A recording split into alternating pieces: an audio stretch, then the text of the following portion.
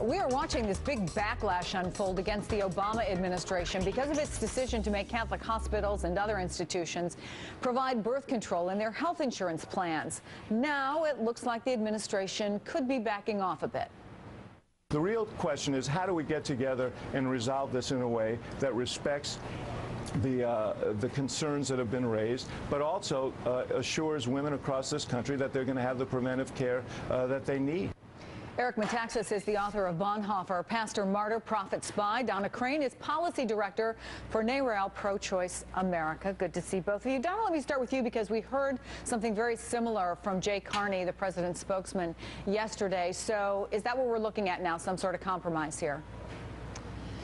You know, we think the decision that the administration made is actually a reasonable decision, which is that employers should have to cover contraception as a basic benefit for women, and that churches themselves can be exempt from that plan. So we think that's actually the reasonable position. So let me play for you this morning on the Today Show what Rachel Maddow had to say. I see this as a part of a larger issue on contraception. And right now, all of the Republican candidates have taken pretty far-right perspectives on contraception. I think seeing it as an extension of anti-abortion politics. Is that what's really going on here, Eric? And when you look at the numbers, and there's lots of polling on this, most women approve of and many use birth control. Catholic women included in this, so why should they be denied? Speaking as a non-Catholic, non-woman, I think you knew the second part about that. I think this is such a big issue that even people like me who are not Catholics feel this is a time to stand up and to speak up. This is not about contraception. This is about religious freedom, and more fundamentally, it is about America. This is a moment where people on the left and the right forget about where you stand politically. You have to think about this as an issue of religious freedom and what is right. And there are people in America who are not Catholics, like myself, who are aghast that the government would take this step. This is a big step to say, in a sense, to Catholic people all across America, with all due respect, we don't care what you believe. We're going to mandate this. If you don't comply, we will fine you. This is a moment every American has to say, this was when it happened. This was when either I spoke up or I didn't. If you're Catholic, if you go to a Catholic church and your priest did not say something about this Sunday, you need to call up your priest and ask him, why not? Why didn't you speak up? Because most Catholics understand this is even if you don't practice contraception, this is what the church teaches, and the government is saying, stick it.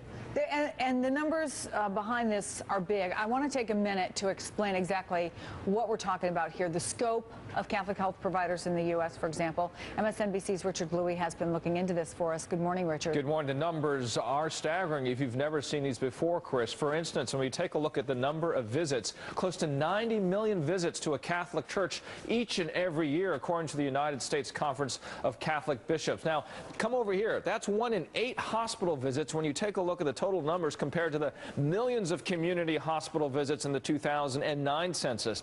Now, there's a Catholic healthcare system in every state of the Union, and in 28 of those states, a contraception mandate already exists, although in 15, exceptions to the rule are broader than the national requirement we're talking about right now. Then there's the money. Just 10 years ago, Catholics for Choice noted that $45 billion in public funds were granted to religiously affiliated hospitals. The cost for not following the federal rule could be prohibitive, depending on how you look at it. Catholic hospitals have two choices here: ignore the law and face stiff fines, or cut ties with the church, as some hospitals have already done. Now, some dioceses are even thinking of protesting by dropping coverage altogether. The Wall Street Journal gives the example of Notre Dame. If they drop coverage, listen to this number. Penalties could amount here to $10 million a year. And an argument one official made on the White House blog was that 98% of Catholic women have used contraception during sex already. That study done by the Guttmacher Institute, an abortion rights advocate. So, Chris, Catholic hospitals have until August of next year to comply to the new rule or not. Or if you listen, Donna, to what David Axelrod has to say, it really is a time for reassessment. Does a reassessment need to be done based on everything that we've heard over the last 48 hours or so?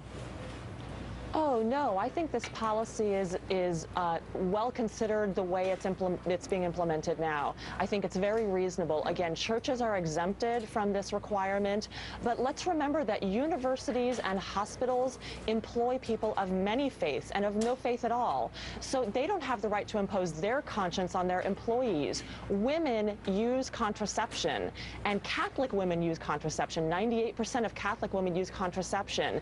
It's not right for them to have to go to their bosses to ask permission to use this very basic form of health care. It's also an issue, the argument has been made, Eric, frankly, if you go to a hospital, doctors don't make hospitals run. They'd be the first one to tell you that. There are a lot of folks who work in hospitals who are on the lower end, the middle class end of the income scale, for whom, frankly, having to take money out of their pockets to pay for birth control is a big issue. These are all side issues. We're going to cut to the chase.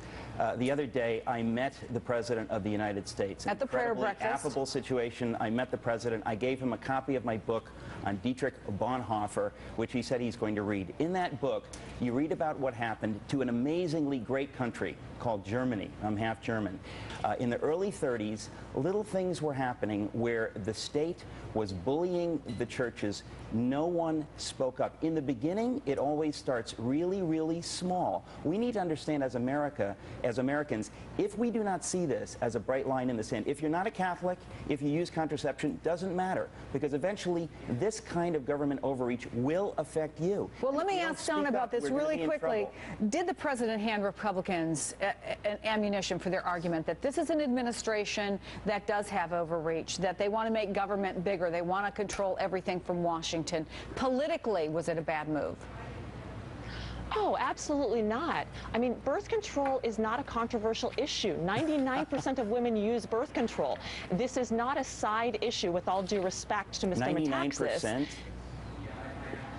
Yes, Really? 99% of American women use contraception. This is not a side issue. Does that include my daughter?